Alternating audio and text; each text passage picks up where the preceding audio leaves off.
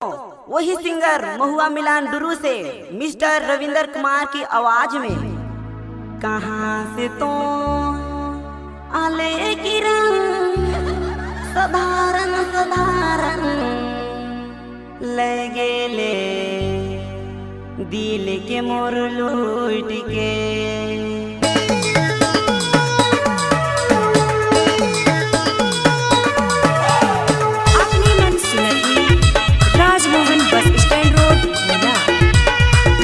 Mix, mix, mix, mix, mix. Bye, bye, bye, bye, bye. DJ, DJ, DJ, DJ, DJ.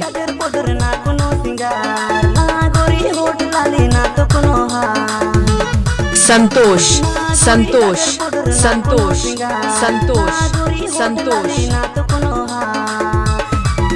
गोरी कपड़ा पिंधले दुबर पाता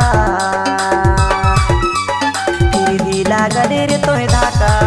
ए गोरी सैंडल पिंधले टूटल फाटा फिर भी लागले रे तोय धाका। जमगाए, जमगाए, जमगाए, जमगाए, जमगाए। प्रस्तुति हमारे चैनल को सब्सक्राइब करें और बेल आइकन को दबाएं और सुने हमारे गाने सबसे पहले।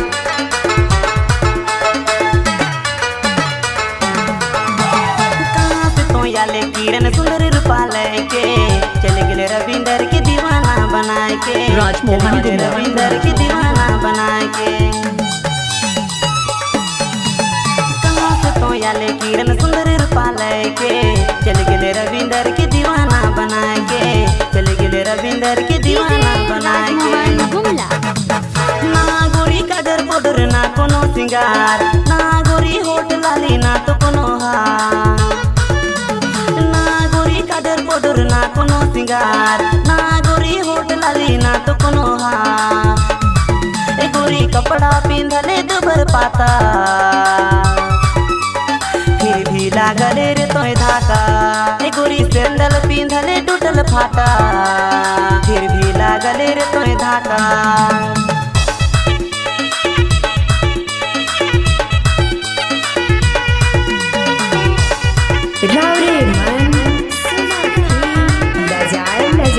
Rajmohan downloading centre, bus stand road, room number 24, room number 24।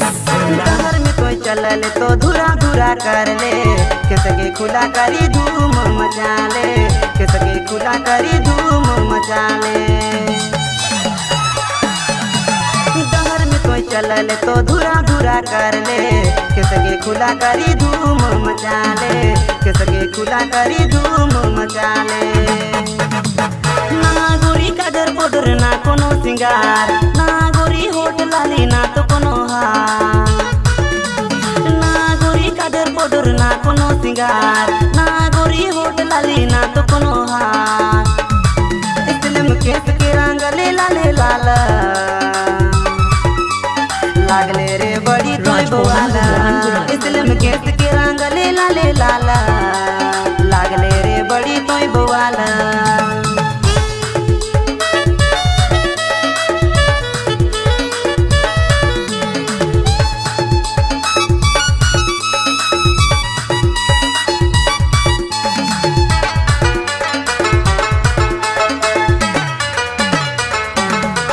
Rajmohan किरण तोय मोर दीवानी कर ले मोके भी तोय पानी पानी कर ले मोके भी तोय पानी पानी।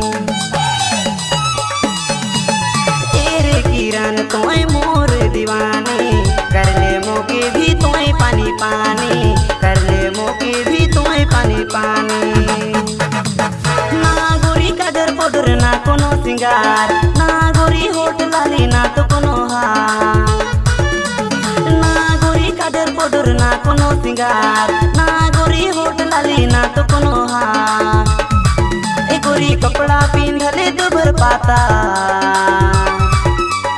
फिर भी लागले रे तोय धाका। ए गोरी सैंडल पिंधले टूटल फाटा फिर भी लागले रे तोय धाका फिर भी लागले रे तोय धाका।